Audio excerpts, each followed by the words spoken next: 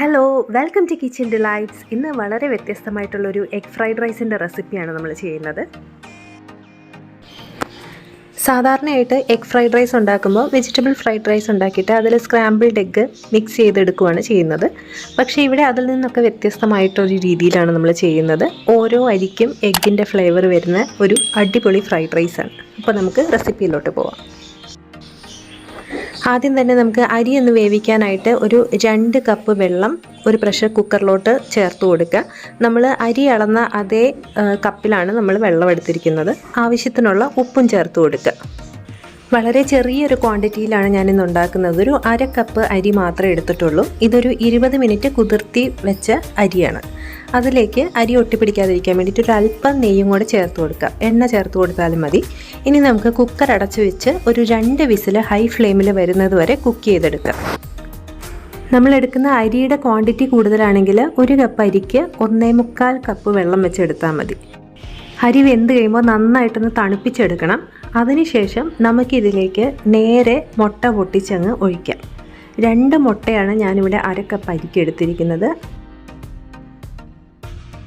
ഇനി നമുക്ക് ഒരല്പം ഉപ്പ്, ഈ മുട്ടയ്ക്ക് ആവശ്യത്തിനുള്ള ഉപ്പ് മാത്രം ചേർത്താൽ മതി. അരി നമ്മൾ ഉപ്പിട്ടാണ് വേവിച്ചിരിക്കുന്നത്. ഒരല്പം കുരുമുളകും കൂടി നമുക്കിതിലേക്കൊന്ന് ചേർത്ത് കൊടുക്കാം. അതിനുശേഷം ഇതെല്ലാം കൂടി നന്നായിട്ടൊന്ന് മിക്സ് ചെയ്തെടുക്കുക. ഇതൊക്കെ കാണുമ്പോൾ ചിലപ്പോൾ നമുക്ക് തോന്നും ഇതിൻ്റെ അവസാനം എന്താകും എന്നൊക്കെ. പേടിക്കേണ്ട, വളരെ ടേസ്റ്റി ആയിട്ടുള്ളൊരു ഫ്രൈഡ് റൈസ് തന്നെയായിരിക്കും ഇതിൻ്റെ എൻഡ് റിസൾട്ട്. അരി നന്നായിട്ട് തണുത്തതിന് ശേഷം മാത്രം ഈ മുട്ടയായിട്ട് മിക്സ് ചെയ്യാൻ പാടുള്ളൂ കേട്ടോ. ഇനി നമുക്കിത് മാറ്റി വയ്ക്കാം. ഇനി അടിയിലധികം പിടിക്കില്ലാത്ത ഒരു പാൻ, നോൺ സ്റ്റിക്കിൻ്റെ പാൻ എടുക്കുന്നതായിരിക്കും നല്ലത്. നോൺ സ്റ്റിക്കിൻ്റെ പാൻ എടുക്കുക. അതിലേക്ക് ഒരു 3 ടേബിൾ സ്പൂൺ എണ്ണയാണ് ഒഴിച്ചു കൊടുക്കുന്നത്. സൺഫ്ലവർ ഓയിലോ വെജിറ്റബിൾ ഓയിലോ ഒക്കെ യൂസ് ചെയ്യാം. ഇതിലേക്ക് 1 ടീസ്പൂൺ വെളുത്തുള്ളി ചെറുതായിട്ട് അരിഞ്ഞതാണ് ചേർത്ത് കൊടുത്തത്. ഞാനെടുത്ത അരിയുടെ അളവ് വളരെ കുറവായതുകൊണ്ട് എല്ലാം വളരെ കുറവാണ്. 1/2 സവോള, 1/2 ക്യാരറ്റ്, 3 ബീൻസ് അത്രയൊക്കെ എടുത്തിട്ടുള്ളൂ. ഇനി ഈ വെളുത്തുള്ളി നന്നായിട്ടൊന്ന് സോട്ട് ചെയ്ത് കൊടുക്കുക. ഒരു 10 സെക്കൻഡ് ഹൈ ഫ്ലെയിമിലൊന്ന് സോട്ട് ചെയ്താൽ മതി. ഇനി നമ്മൾ ചെറുതായിട്ട് ചോപ്പ് ചെയ്ത് വെച്ച സവോളയും കൂടി ഇതിലേക്ക് ചേർത്ത് കൊടുക്കുക. സവോള ഒരു 10-20 സെക്കൻഡ് ഹൈ ഫ്ലെയിമിൽ തന്നെ ഒന്ന് ഇളക്കി കൊടുക്കുക. ഇനി നമുക്ക് ബീൻസ് അരിഞ്ഞ് വെച്ചത് ചേർത്ത് കൊടുക്കാം.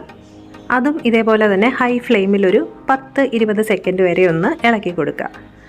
നമ്മുടെ കയ്യിൽ സ്പ്രിംഗ് ഒനിയൻ ഉണ്ടായിരുന്നെങ്കിൽ സ്പ്രിംഗ് ഒനിയൻ്റെ വൈറ്റ് ഈ സമയത്ത് ഈ സവോളയുടെ കൂടെ ചേർക്കേണ്ടതായിരുന്നു. ഇപ്പോൾ എൻ്റെ കയ്യിൽ സ്പ്രിംഗ് ഒനിയൻ ഒന്നുമില്ല.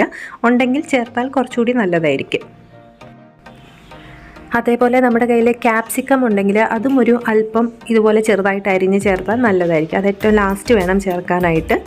ഇനി നമുക്ക് അരിഞ്ഞു വെച്ചിരിക്കുന്ന ആ ക്യാരറ്റ്, ചെറുതായിട്ട് അരിഞ്ഞു വെച്ചിരിക്കുന്ന ക്യാരറ്റും കൂടെ ചേർത്ത് കൊടുക്കാം. ക്യാരറ്റും ഇതേപോലെ തന്നെ ഒരു 10-20 സെക്കൻഡ് ഹൈ ഫ്ലെയിമിലൊന്ന് സോട്ട് ചെയ്ത് കൊടുക്കാം. ഈ പച്ചക്കറിക്ക് ആവശ്യത്തിനായിട്ടുള്ള ഒരു അല്പം ഉപ്പ് മാത്രം ചേർക്കുക. ഉപ്പ് വളരെ കുറച്ച് മാത്രം ചേർക്കുക കേട്ടോ. നമ്മൾ എല്ലാ സ്റ്റേജിലും ഉപ്പ് ചേർക്കുന്നതുകൊണ്ട് കുറച്ച് മാത്രം ചേർത്താൽ മതി. ഇനി നമ്മൾ മാറ്റി വെച്ച നമ്മുടെ റൈസ് ആ മുട്ടയോട് കൂടി തന്നെ മൊത്തം നമുക്ക് ഈ പാനിലേക്ക് ചേർത്ത് കൊടുക്കാം. ഇനി ഇതൊരു ഹൈ ഫ്ലെയിമിലിട്ട് നന്നായിട്ടൊന്ന് ഇളക്കി കൊടുക്കുക കേട്ടോ. ഈ ഒരു സ്റ്റേജിൽ നമ്മുടെ ഫ്രൈഡ് റൈസ് കുറച്ച് കുഴഞ്ഞിരിക്കുന്നത് പോലെ നമുക്ക് തോന്നും. പക്ഷേ മുട്ട നന്നായിട്ട് കുക്കായി കഴിയുമ്പോഴത്തേക്ക് നല്ലൊരു ടെക്സ്ചറുള്ളൊരു ഫ്രൈഡ് റൈസ് തന്നെയായിട്ട് മാറും. നന്നായിട്ടൊന്ന് ഫ്രൈ ആയി കിട്ടാൻ വേണ്ടിയിട്ട് നമുക്ക് ഒരു 2 ടേബിൾ സ്പൂൺ ഓയിലും കൂടെ ചേർത്ത് കൊടുക്കാം. വീണ്ടും ഹൈ ഫ്ലെയിമിലിട്ട് തന്നെ മിക്സ് ചെയ്ത് കൊടുക്കുക. അടിയിൽ പിടിക്കുന്നതായിട്ടോ അല്ലെങ്കിൽ കരിയാൻ തുടങ്ങുന്നത് കുറച്ചധികം ബ്രൗൺ ആയി പോകുന്നതായിട്ടോ ഒക്കെ തോന്നുവാണെങ്കിൽ മാത്രം ഫ്ലെയിം ഒന്ന് കുറച്ച് കൊടുക്കുക. ഇനി ഇതിലേക്ക് നമുക്കൊരു 1 ടീസ്പൂൺ സോയാ സോസ് ചേർത്ത് കൊടുക്കാം. അതേപോലെ തന്നെ 1 ടീസ്പൂൺ ഗ്രീൻ ചില്ലി സോസും കൂടി ചേർക്കാം. ഇത് ഓപ്ഷണലാണ്, ഉണ്ടെങ്കിൽ മാത്രം ചേർത്താൽ മതി. ഇനി ഈ സോസ് എല്ലാം കൂടി റൈസിലേക്ക് നന്നായിട്ടൊന്ന് മിക്സ് ചെയ്ത് കൊടുക്കുക.